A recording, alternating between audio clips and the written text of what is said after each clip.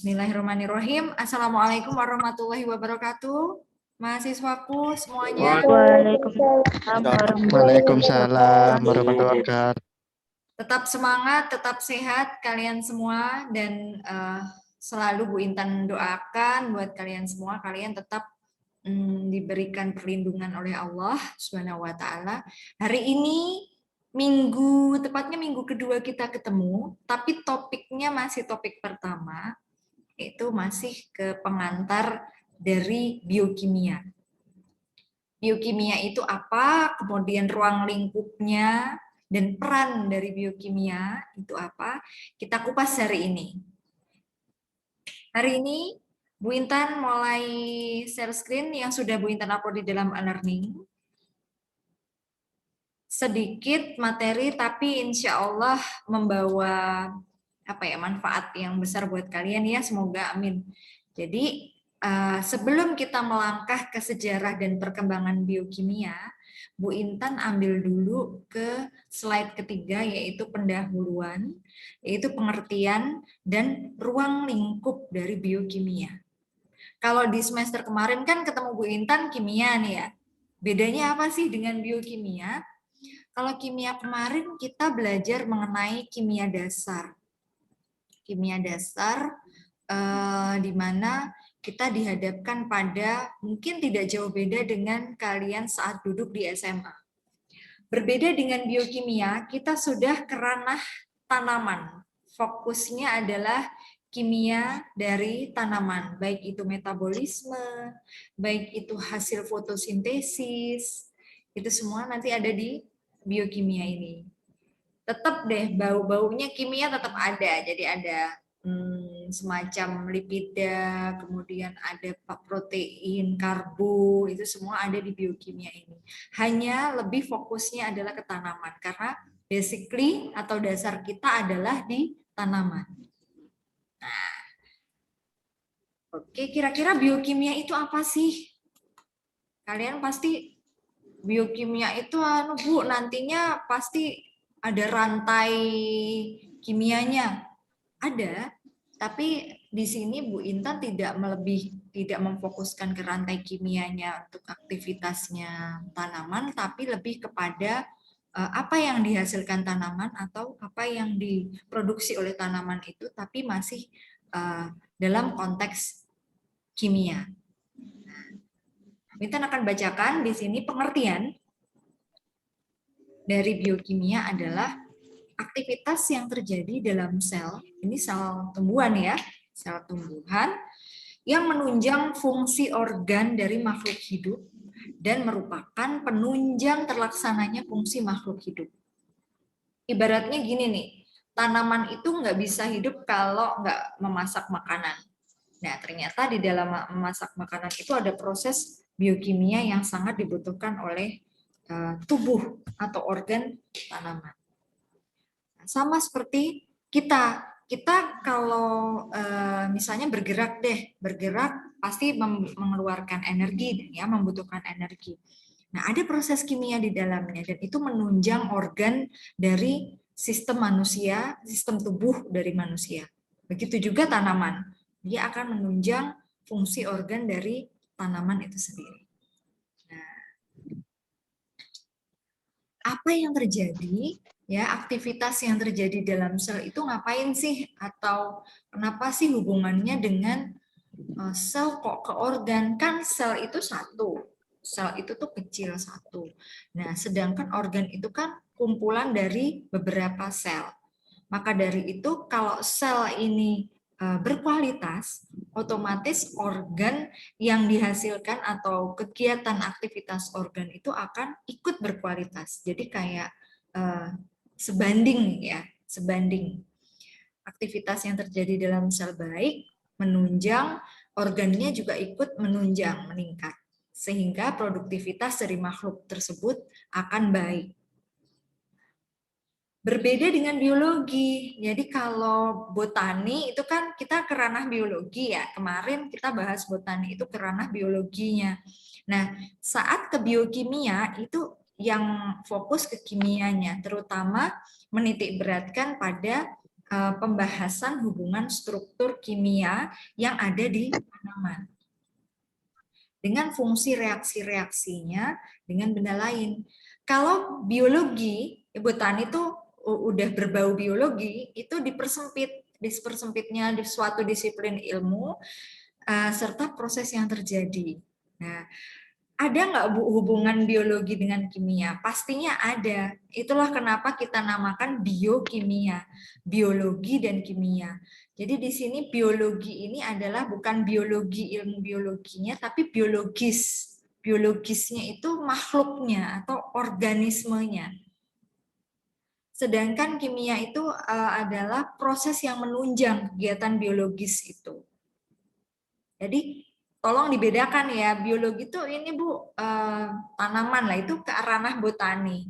Tapi yang biokimia, jadi biologisnya, jadi makhluknya yang dikedepankan adalah makhluknya. Jadi biokimia itu meliputi studi tentang susunan kimia sel, sifat senyawa. Jadi kayak sel terus bergabung jadi organ jadi sel kemudian organel, organel jadi organ gitu ya. Senyawa menunjang aktivitas organisme hidup dan energi yang dihasilkan. Sorry, belum selesai. Nah, reaksi kimia yang terjadi dalam sel ini yang disebut metabolisme. Bu Intan ulangi, jadi reaksi kimia yang terjadi di dalam sel inilah yang disebut metabolisme. Oke, kasih tanda ya. Pokoknya yang diulang-ulang Bu Intan tuh dikasih garis atau dikasih tanda. Jadi dicatat, boleh. Nah, kemudian tujuannya apa setelah kita mempelajari bab ini? Diharapkan kalian tahu asal mula timbulnya biokimia itu sebagai suatu disiplin ilmu. Yang kedua, memahami perkembangan biokimia itu, faktor-faktor penunjangnya apa supaya bisa berkembang. Nanti ya kita bahas di sesi minggu kelihatannya minggu keempat sampai kelima itu kita membahas mengenai faktor penunjang dari perkembangan. Terus mengetahui manfaat dari biokimia bagi peningkatan kesejahteraan masyarakat. Kita nggak bisa lepas dari kimia, bahkan untuk memupuk, untuk memberikan misalnya kita sakit, kita minum obat pun juga kimia. Begitu juga kalau tanaman kita sakit, kita juga akan mengobatinya dengan sebenarnya kimia. Tapi tidak semua kimia itu baik apabila tidak dimanfaatkan atau dipergunakan dengan dosis yang tepat. Kalau dosisnya efektif sesuai takaran akan positif ya, membuat tujuannya akan tercapai. Namun saat dosisnya itu berlebihan, kemudian udah pokoknya disemprot aja sebanyak-banyaknya biar penyakitnya hilang. Enggak gitu. Ternyata justru malah penyakit itu atau virus maupun hama, semakin dia disemprot oleh kimia tanpa batas atau dosis, itu dia akan bermutasi dan akan menjadi kebal. Jadi mutagen. Nah, maka dari itu saat ini ya, dari sedini mungkin saat kalian itu memberikan satu input kepada tanaman, baik itu pupuk ataupun obat pestisida, itu sebaiknya sesuai dengan takaran yang sesuai biasanya di botolnya itu ada takaran dan juga sesuai komoditas, dosis, komoditas, balance. Jadi harus disesuaikan. Asal mulanya biokimia itu apa sih, Bu Intan? Kalau kalian lihat di sini, Bu Intan menggambarkan ada Friedrich Wöhler. Tapi bukan ini gambar orangnya, ini cuma Bu Intan ini aja ngambil kayak peneliti gitu ya, wajah-wajah Einstein gitu. Jadi Pak Wöhler ya, Friedrich Wöhler ini disebut sebagai bapak biokimia. Jadi pertama kali orang yang percaya bahwa organisme hidup itu terdiri atas zat-zat yang punya sifat berbeda. Di zat pada benda mati. Tahun 1928, Wohler ini menunjukkan bahwa adanya urea di suatu senyawa yang terdapat di dalam urin ternyata dapat dibuat dalam laboratorium dengan jalan memanaskan alkali sianat garam amonium. Nah, mula-mula ia mengharapkan garam ini garam amonium sianat ini, tapi akhirnya malah dapatnya urea. Nah, urea sampai sekarang kan dimanfaatkan peran yang besar bagi pertanian ya. Maka dari itu berterima kasih kepada Pak Wohler ya karena menemukan urea dan juga menemukan satu dasar sehingga kita bisa membuat tanaman kita semakin baik gitu ya. Asal mulanya timbulnya kimia itu apa? Istilah biokimia itu dikemukakan oleh Karl Neuberg, ahli kimia Jerman pada tahun 1903. Ini juga termasuk bapak biokimia. Karl Neuberg ini pada abad pertengahan ke-17, nah, dia seorang Swedia, ini melakukan penelitian mengenai susunan kimia jaringan pada tumbuhan dan hewan. Nah, biokimia ini memperoleh bentuk yang nyata sebagai suatu bidang studi ya.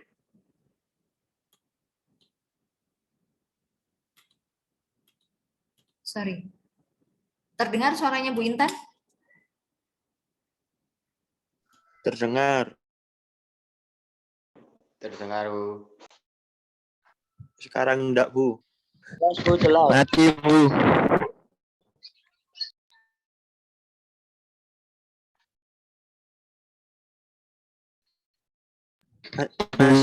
Bu Anita.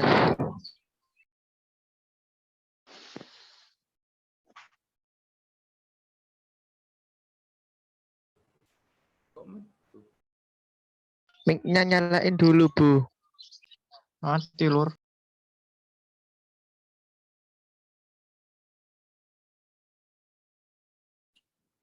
Udah nyala? Sudah, Bu. Bu Intan kepencet ini yang putih ini apaan sih? Bu Intan nggak ngerti nih. Putih ini kayaknya sih ke udah nggak apa-apa ya, kayaknya nggak ngaruh ya. Nggak ngaruh kayaknya. Oke, kita lanjutkan. Nah, setelah Karl Neuberg tadi di pertengahan udah mulai bidang studi jadi ilmu di biokimia pada abad ke-19 dengan dipelopori penelitian yang dilakukan oleh Friedrich Wohler. Jadi Wohler ini tetap berperan dan tetap berkesinambungan dengan Bapak Karl Neuberg. Terus maju lagi nih pertengahan abad ke-20, ada yang namanya James Watson dan Francis Crick. Ini dengan struktur DNA dan RNA hubungannya udah ke genetika. Dapat dijelaskan pula bagaimana informasi genetika itu dapat dilangsungkan sehingga makin bertambah pengetahuan tentang proses yang terjadi dalam sel hidup. Jadi udah mengarah ke sel.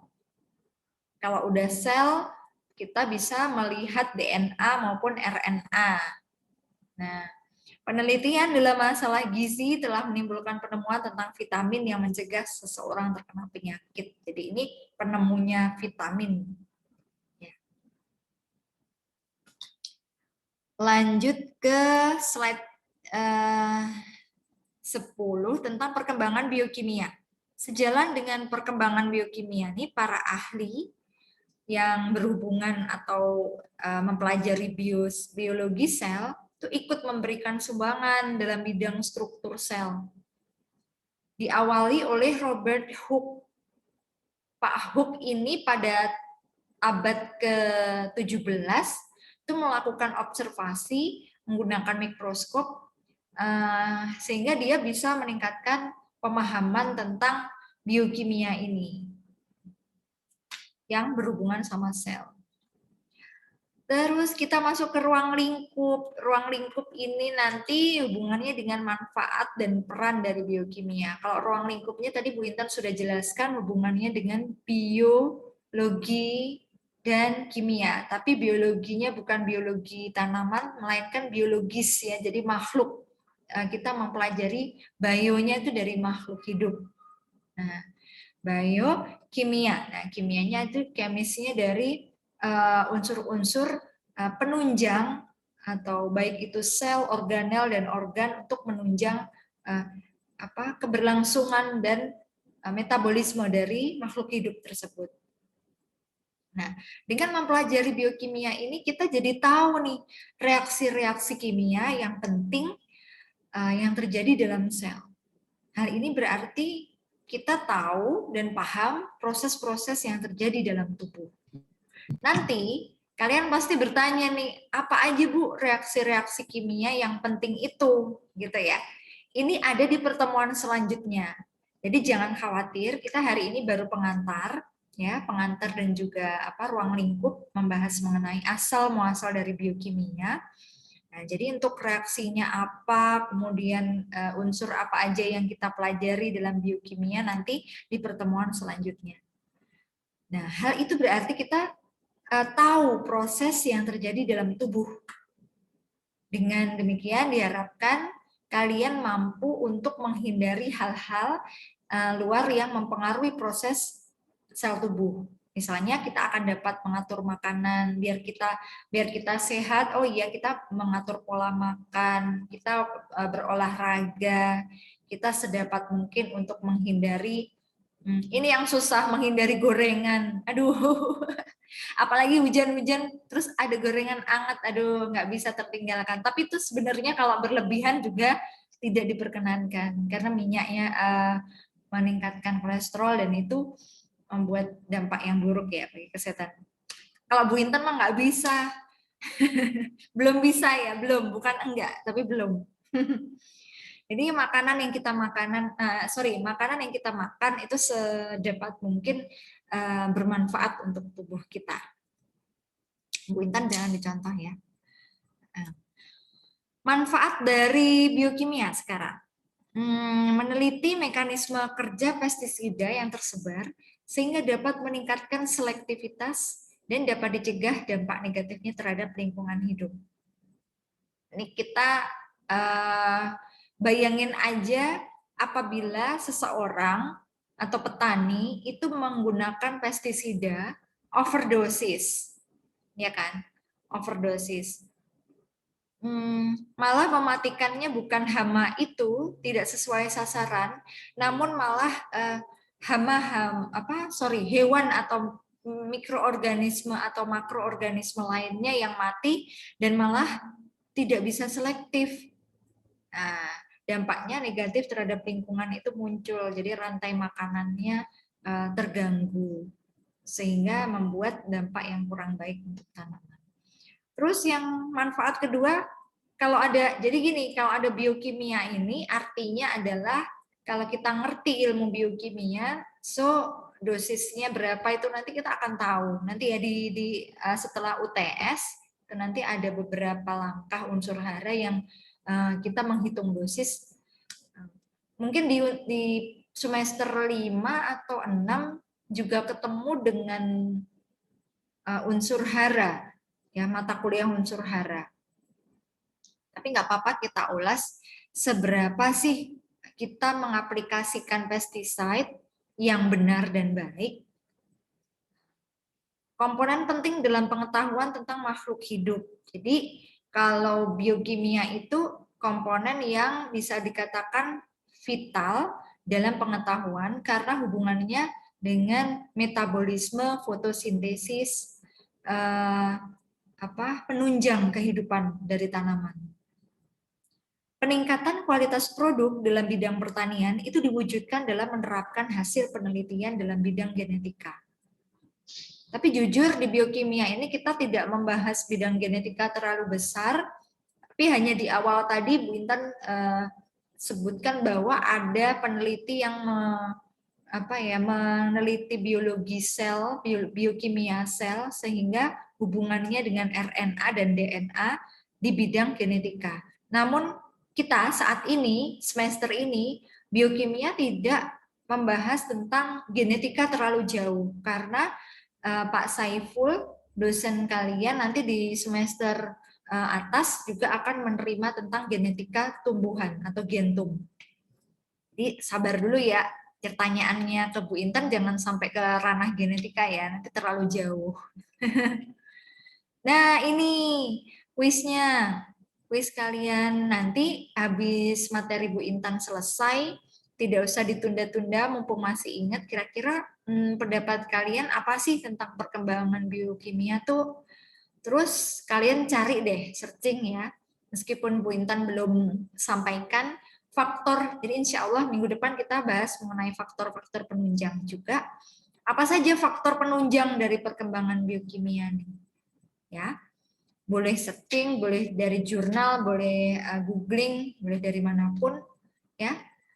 Terus yang kedua, salah satu manfaat biokimia adalah meningkatkan kualitas produk dalam bidang pertanian. Diwujudkan dalam menerapkan hasil penelitian dalam bidang genetik. Nah, kita ke ranah genetik, tapi kulitnya. Sebutkan 2 contoh penerapan manfaat biokimia tersebut di bidang pertanian. Nah, apa nih? Kalian cari ya.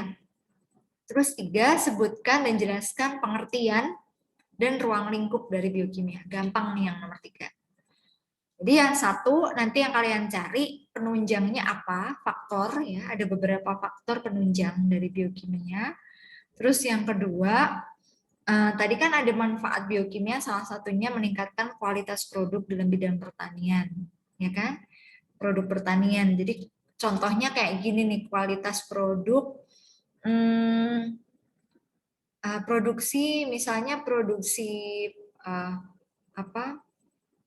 Oh ini ada hubungannya dalam bidang genetik produksi tanaman. Kan sekarang lagi marak-maraknya kita memproduksi kaktus misalnya ya, penerapan kaktus. Jadi kita gimana sih caranya untuk meningkatkan kualitas produksi kaktus tersebut atau di bidang genetika kayak misalnya oh kita persilangan kaktus itu supaya nggak ada durinya gimana ya kayak gitu-gitu.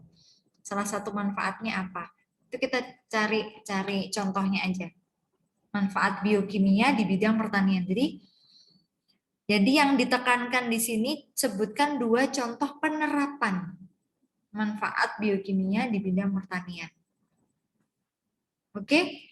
Mungkin sebelumnya ada yang ditanyakan, kalau bisa jangan keluar dari materi yang seputar yang disebutkan Bu Intan saja supaya lebih mudah dipahami.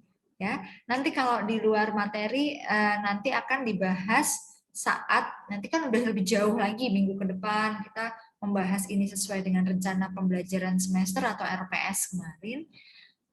Kalian kalau bisa menanyakan yang diberikan materi yang diberikan Bu Intan hari ini. Oke, silakan. Any question? Silakan Bu Intan buka tanya jawab. Teman-teman, ini Intan stop screen dulu ya, supaya lebih mudah.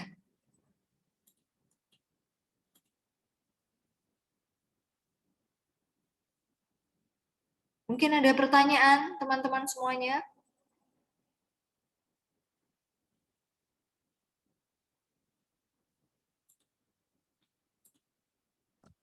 Saya, Bu. Siapa nih? Bu Intan stop screen dulu ya, tunggu. Siapa nama, kemudian NIM ya, sebutkan. Nama itu Muhammad Randy. Silahkan. NIM 35. Oke.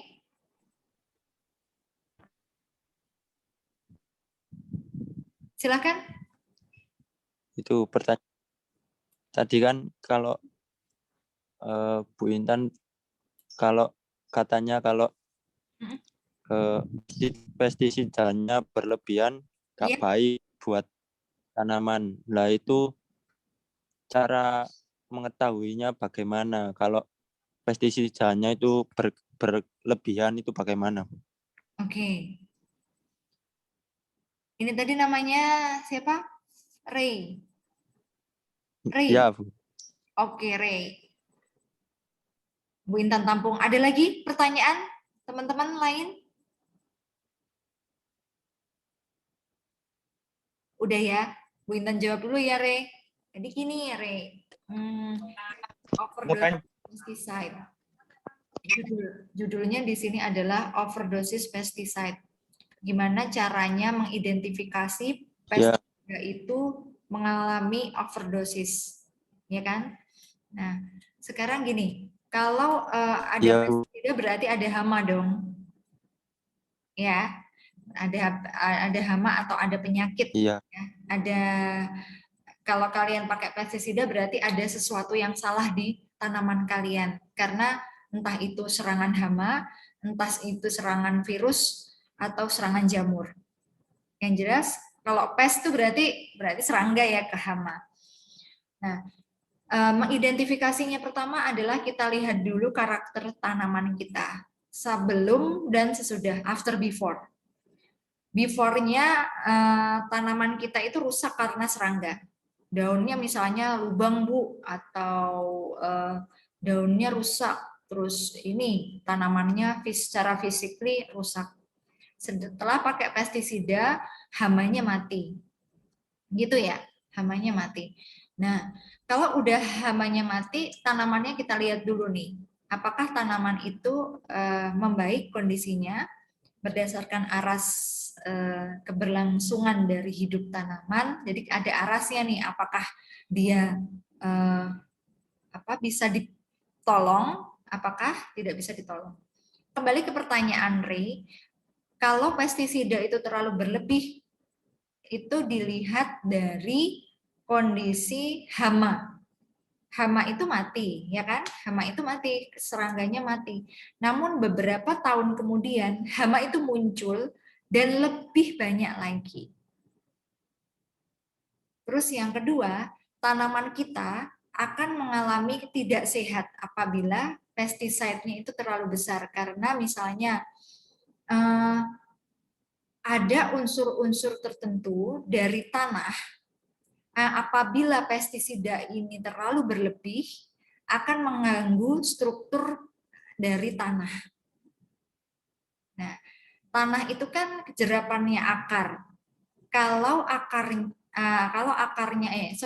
tanahnya terkontaminasi, otomatis yang diserap atau yang diserap oleh akar itu akan ikut rusak, ya kan? Akan ikut berpengaruh. Kasarannya makanannya tanaman itu akan berkurang, gitu ya. Karena kan dia nyerapnya di tanah tuh. Nah, kemudian kalau akar sudah nyerap dan ternyata terkontaminasi, teracuni oleh pestiside, nah tanaman itu akan nggak bisa tumbuh dengan maksimal. Tidak rusak, tapi tidak bertumbuh dengan maksimal. Contoh, mengalami pengkerdilan, terus mengalami yang namanya akar gada. Jadi kayak penyakit lain ya, penyakit lain yang ditemukan dan itu termasuk ke ranah yang hubungannya dengan virus sama jamur. Karena apa? Kalau pestisida ini atau kimia yang terlalu overdosis, selain juga mengganggu lingkungan dari tanah tadi, juga rantai dari organisme di sekelilingnya. Yang seharusnya musuh alami, ya musuh alami itu kan baik tuh ya, musuh alami contohnya aja tikus sama ular. Nah terus tikusnya banyak. Tikusnya banyak kenapa? Karena ularnya ditangkapi manusia, karena ularnya diganggu atau mengalami rantai makanannya putus di sini. Otomatis tikusnya merdeka dan populasinya tambah besar. Sama seperti ini, musuh alaminya jadi berkurang karena mati karena kena pestisida ini tadi, berpengaruh terhadap lingkungan. Nah, itu ya Ray ya. Jadi yang perlu diingat adalah kerusakan tanah, kerusakan lingkungan dan makroorganisme di sekelilingnya yang merupakan musuh alami. Jadi musuh alami itu dipergunakan untuk menekan pertumbuhan populasi hama, tapi malah justru kalau musuhnya hilang berarti dia hamanya akan semakin besar. Gitu, Re. Terus Iya, Bu. ada lagi, Re. Kalau mengalami overdosis, yang terlihat lagi adalah meledaknya populasi hama. Setahun, 2 tahun hamanya mati. Ya, Re. Kemudian setelah disemprot lagi banyak, muncul dengan jumlah 2 kali bahkan 3 kali lipat pesnya ya. Jadi hamanya akan muncul. Loh Bu, kenapa Bu? Kan udah disemprot. Dia mengalami yang namanya resisten. Resisten itu mutasi. Jadi kalian pernah dengar nggak corona ini bermutasi? Pernah tahu ya? Pernah. Pernah tahu B117 ya? COVID ya? Nah, sama kayak Indonesia. pestisida, pes atau hama itu mengalami mutasi gen, dia jadi kebal terhadap dosis pestisida yang kamu semprotkan di awal tadi, dan justru malah lebih banyak populasinya. Nah, itu memang kejadian di seluruh lapangan kita di pertanian kita tuh, kebanyakan petani itu mikirnya adalah semakin banyak gue ngasih pesticide berarti hamanya akan mati dong. Ternyata enggak. Ternyata justru malah resisten dan populasinya dia akan lebih besar. Gitu, Re. Bisa diterima, Re? Ya, Bu, ya. Bisa. Bisa ya? Bisa. Bisa. Bisa sangka Atau sedikit, tambah Bu. bingung. Jadi Bisa sangka sedikit, Bu. iya, Tutu, silahkan. Bu Intan manggilnya Tutu nggak apa-apa ya? Iya, Bu. Yap, silahkan tuh. Sekilas sangka sedikit pertanyaan dari Mas Renaldi. Pestisida itu bagaimana caranya mengidentifikasi atau menghindar dari sebuah tanaman, ya? Tentu pestisida itu juga untuk menghilang serangan hama dalam tanaman. Nah, bagaimana ketika terserang hama, lalu pestisida itu menghindari dari hama tersebut. Nah, itu ketika kita pasar di mana-manapun, nanti itu terserang juga penyakit pada manusia. Itu bagaimana, Bu? Gimana tuh? Bu Intan masih belum paham nih. Jadi Tutu itu menanyakan tentang pestisida yang berlebihan gitu ya. Identifikasinya tadi udah Bu Intan jawab kan. Yang pertama, identifikasinya kita lihat dulu tanamannya gitu ya tuh. Kita lihat dulu tanamannya apakah dia tambah baik atau enggak. Kalau pertama kali yang dilihat saat kita mengidentifikasi tanaman kita sehat-sehat saja, tapi tanahnya atau akarnya, begitu kalian buka akarnya akan kelihatan rusak karena kondisi tanahnya jadi kurang sehat. Ini yang pertama. Yang kedua, jadi melihat dari lingkungan musuh alaminya mengalami musuh alaminya kan ini hilang, ya kan, akan tergerus sehingga khawatirnya adalah berpengaruh terhadap lingkungan. Nah, identifikasi pertama kali adalah dari dari melihat lingkungan dan juga tanaman kita. Tuh, kalau tadi pertanyaan yang terakhir Bu Intan masih bingung tuh. Yang manusia tadi gimana tuh?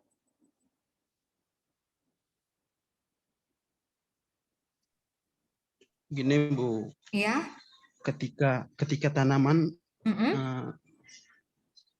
terserang hama, nanti kan dipakai obat pestisida. Nah, obat pestisida ini juga merusak bagi manusia. Iya. Itu gimana, Bu? Iya, benar tuh. Aduh, dampaknya ngeri banget nih. Pestisida tuh kalau berlebihan dan terhirup secara langsung oleh manusia, itu kayak bom waktu. Lama-kelamaan, pertama, kedua, kita nggak ada masalah apa-apa. Ketiga, ke 5 tahun, 6 tahun, dampaknya akan mulai terasa. Itu ada, jadi kayak merubah sel dari manusia itu selnya adalah, mohon maaf, ada sel kanker. Ya, khawatirnya adalah karena itu, karena apabila terhirup secara langsung itu dampaknya bisa ke perubahan sel. Jadi itu ya, perubahan aliran darah kita dan juga sel manusia. Sampai separah itu saat kalian tidak hati-hati dan berlebihan dalam memberikan pestisida. Nah, solusinya adalah kalian pernah dengar nggak pestisida alami? Nah, pestisida alami ini, jadi pestisida alami ini dibuat dari hormon musuh alami yang Bu Intan katakan tadi. Contohnya gini, ada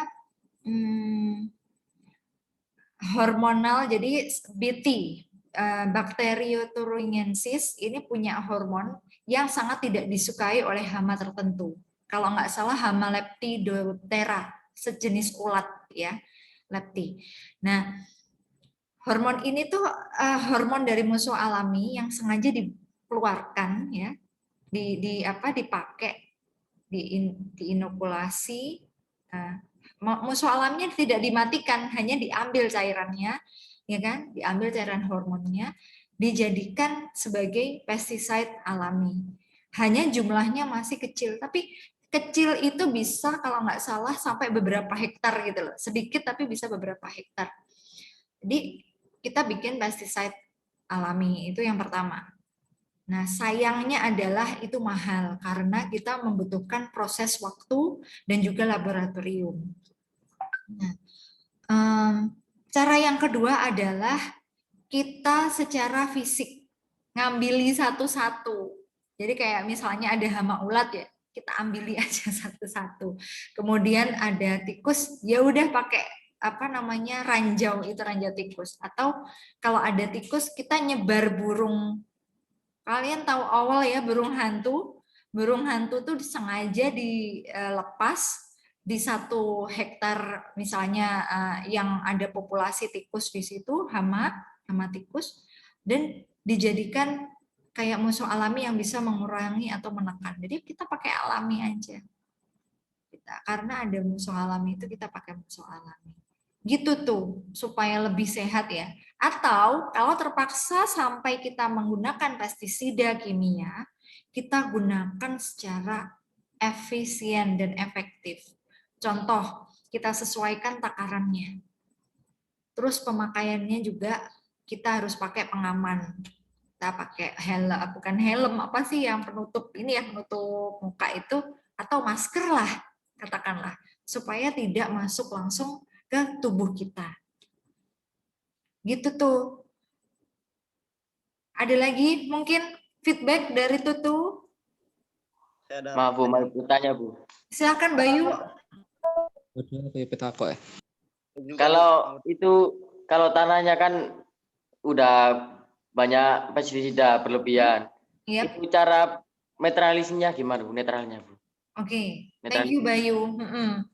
Nah, tanah yang sakit sama tanah yang sehat itu dibedakannya gimana itu dulu ya Bayu ya.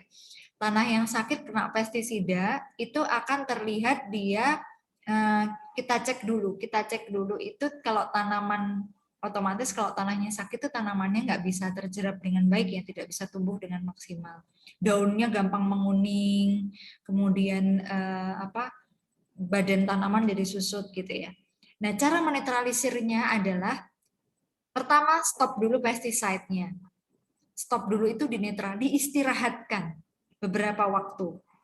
Diistirahatkan dalam arti kita nggak pakai itu sebagai tanaman, jangan ditanami dulu. Karena di dalamnya udah pestisida udah nyampur jadi satu. Maka dari itu kita istirahatkan dulu tanahnya. Jangan ditanami, jangan disemprot apapun ya, kita netralisir kira-kira sebulan, 2 bulan sampai 3 bulan, maksimal 3 bulan ya, kita netralisir.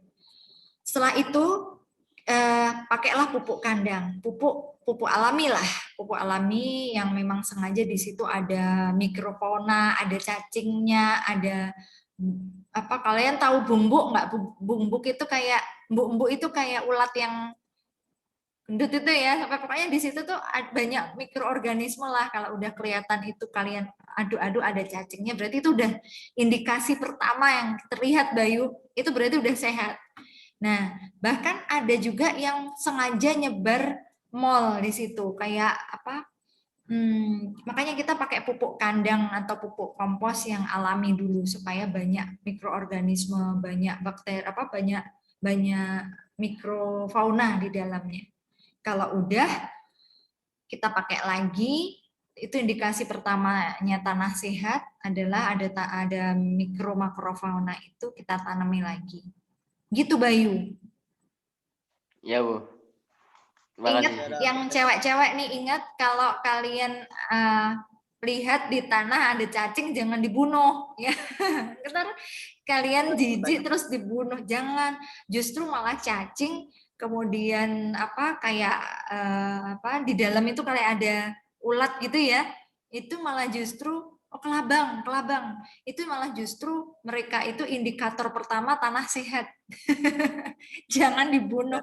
Jadi mereka kayak bikin pori, galengan di dalam tanah, jadi udara, oksigen, nitrogen yang ada di udara tuh bisa masuk, justru malah sehat. Itu. Saya ada pertanyaan, Bu. Inox, ada yang ditanyain? Rohma, Ya, Bu. tadi mau tanya. Inox dulu deh. Saya Bu. Oh, Adit. Tadi kan Aduh, kalah cepet nih. Ya, ada Inox dulu. Bentar ya, Adit, sabar. Inox. Nggak Ya. masuk. tadi kan sudah dijelaskan ya, kalau misalnya berlebihan pestisida akan menambah serangga ya Bu ya, menambah serangga 2 kali lipat. Yep. Terus bagaimana cara kita agar serangga itu tidak bertambah banyak di saat kita Bu, pestisida, di saat kita menggunakan pestisida lagi? Ya, thank you Inox. Kenapa bertambah banyak? Karena serangga itu jadi pinter mutasi terhadap pestisida jenis itu.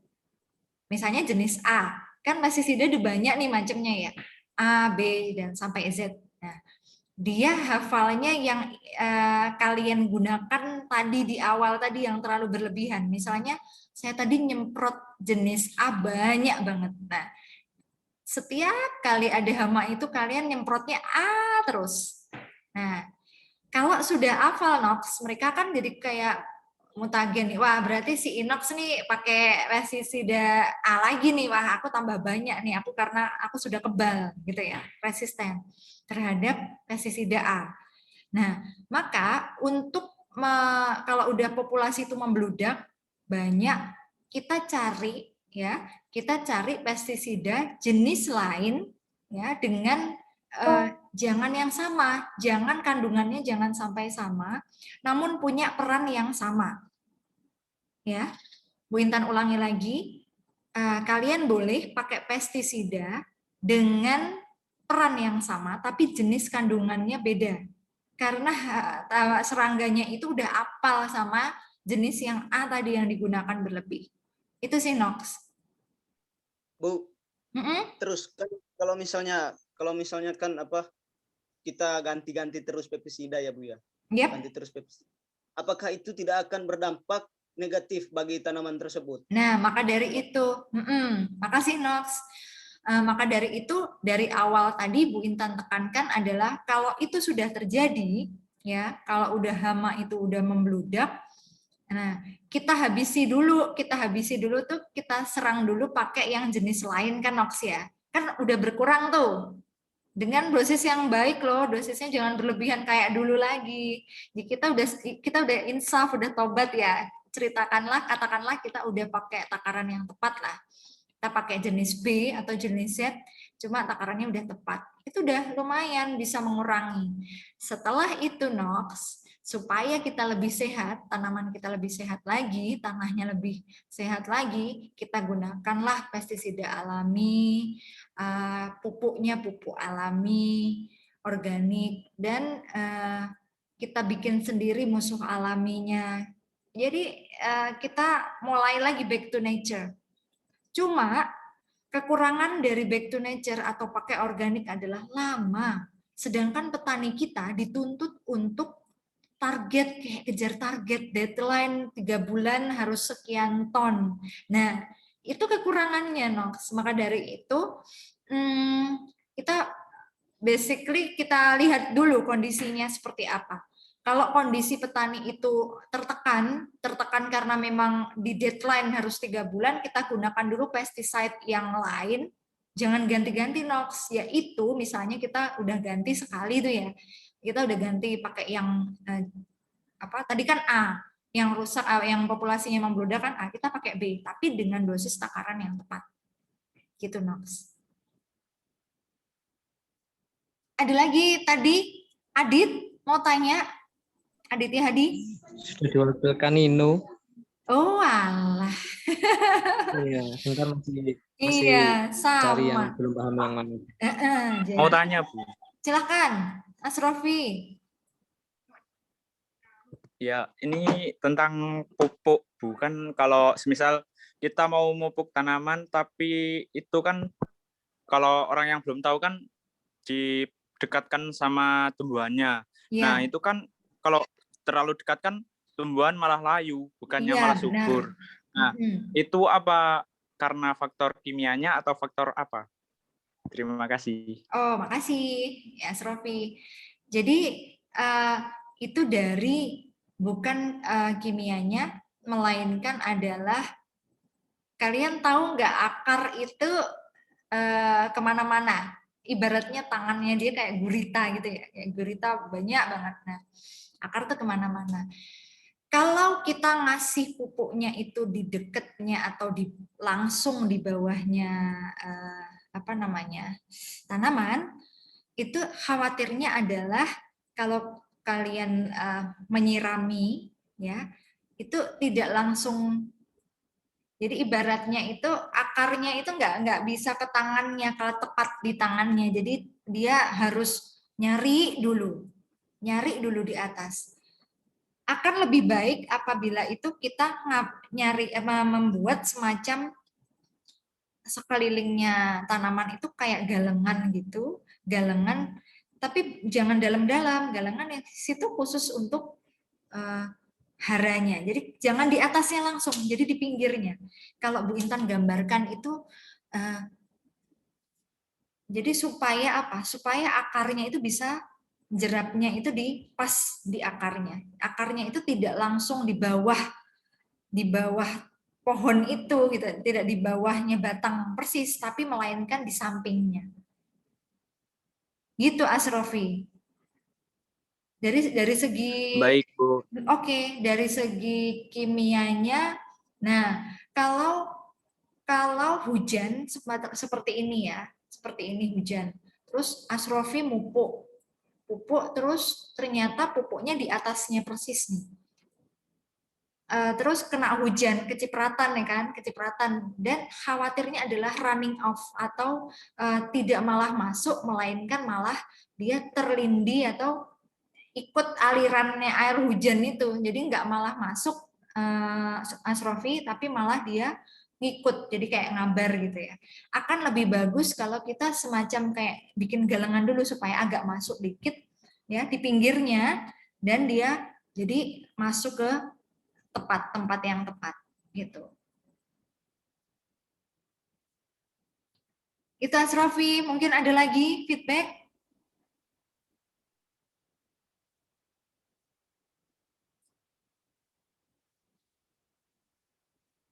Ya, teman-teman lain mungkin ada yang ditanyakan?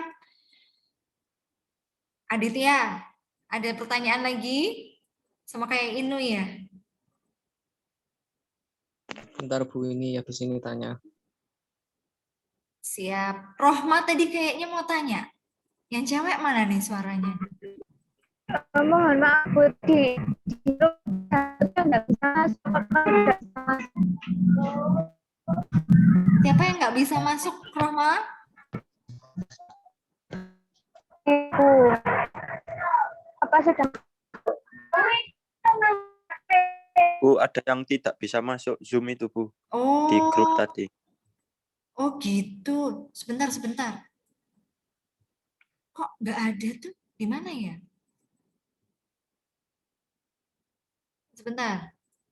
Kok nggak ada ya? Oh, ada yang nggak bisa masuk. Siapa nih yang nggak bisa? Coba join lagi coba. Kok di sini belum Bu Intan di tampilan nggak ada ini?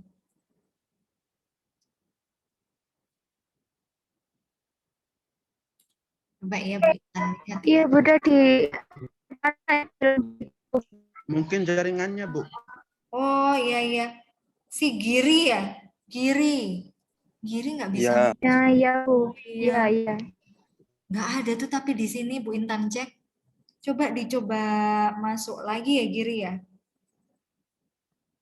Nomornya Giri mungkin di WA salah satu Roma. Coba masuk lagi Giri gitu. Aduh gemes ya sama online tuh ya. Enak tuh ketemuan, kita bisa tanya jawab, nyantai-nyantai gitu ya, enak di kelas. Nggak apa-apa lah daripada bahaya nanti di kalian udah ada yang vaksin belum? Belum. Hartono sudah. Udah, Bu. Hartono udah vaksin. Hartono Belum, Bu. Akbar, Bu. Hartono Udah, Akbar. vaksin zombie. Akbar udah, Bu. Jujur kalian. Vaksin campak. Hartono Oh, vaksin iya. campak. Itu mah balita vaksin. Jujur kalian ada yang udah pernah kena belum? Alhamdulillah belum. Belum ya? Alhamdulillah enggak, Bu. Janganlah. Jangan sampai. Bukan Kemarin belum. Hartono. Oh iya. Oke. Aduh, janganlah ya. Jangan sampailah. Bismillah, semoga enggak. Kalau kalian lihat nih, kabarnya kan memang corona itu kan bermutasi. Mutasi jadi B117. Pertanyaan Bu Intan itu adalah, vaksin yang disebarkan oleh pemerintah itu vaksin yang corona yang sudah bermutasi belum ya? Karena percuma kalau vaksinnya itu tuh kita ngobrol masalah selain biokimia nggak apa-apa ya. Kalau percuma kalau vaksin atau kan vaksin itu berasal dari virus yang dilunakkan, yang dijinakkan ya. Kemudian kita masukkan tubuh supaya ada kode sendiri terhadap tubuh membaca. Nah, yang dimasukkan itu bukan corona yang B117 yang belum bermutasi. Sehingga kemungkinan besar saat kalian itu misalnya udah divaksin, terus kena yang B117, itu nggak bisa loh, tetap kena loh. Jadi bukan vaksin tuh bukan sesuatu yang kayak kalau udah divaksin udah merdeka gitu, enggak. Jadi iya, bayangan Bu Intan sih logikanya gitu. Karena melihat penyakit di tanaman itu loh, penyakit kan Bu Intan tadi bilang kalau nanti dia bermutasi, dia jadi resisten.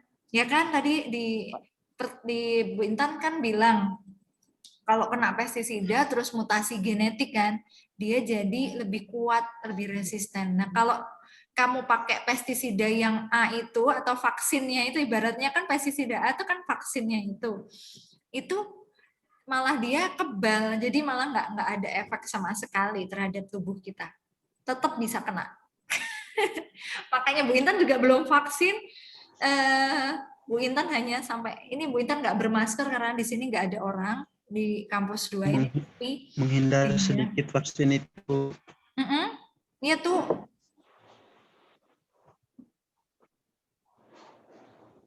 Kenapa tuh? Oke. Enggak, Bu, enggak. Oh, enggak ya. Jadi, maka dari itu sebisa mungkin kalau misalnya kalian itu nantinya ada Bapak Ibu yang sudah vaksin, tolong diberitahu bahwa vaksin itu bukan sesuatu yang membuat kita lepas atau kita merdeka dari corona secara langsung. Jadi tetap menggunakan protokol kesehatan. Jadi jangan sampai habis vaksin terus nanti makan di luar bebas, nggak pakai masker gitu ya. Jadi sebisa mungkin, karena apa? Karena di sini sudah coronanya udah bermutasi, udah nggak tahu jenis atau golongan yang mana. Nah, vaksin yang dipakai itu masih golongan yang pertama kan, golongan yang belum mutagen, belum bermutasi genetik, sehingga sebisa mungkin tetap menggunakan protokol kesehatan. Oke, kayaknya itu pertemuan kita hari ini. Ada lagi yang ditanyakan? Bu Intan nunggu si Giri tadi belum masuk nih. Nggak apa-apa ya, nanti kan ini Bu Intan record. Insya Allah nanti kalau ada yang tertinggal atau pengen dengerin pertemuan kita hari ini akan Bu Intan upload di e-learning ya, supaya lebih mudah, supaya lebih kalian misalnya sambil tiduran ingin buka materi lagi itu silahkan buka di e-learning. Ada yang ditanyakan lagi mungkin teman-teman?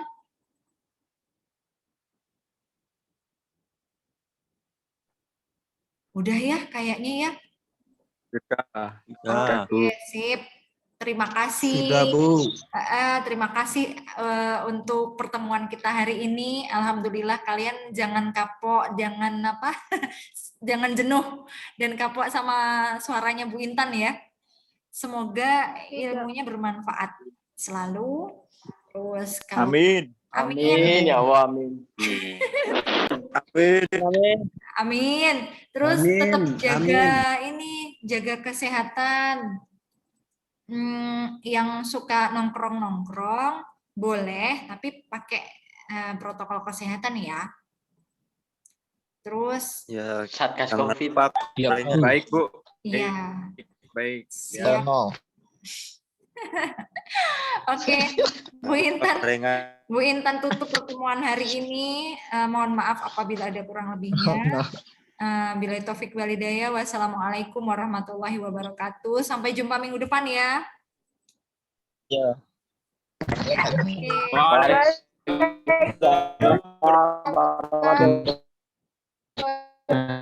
Assalamualaikum warahmatullahi wabarakatuh. Waalaikumsalam.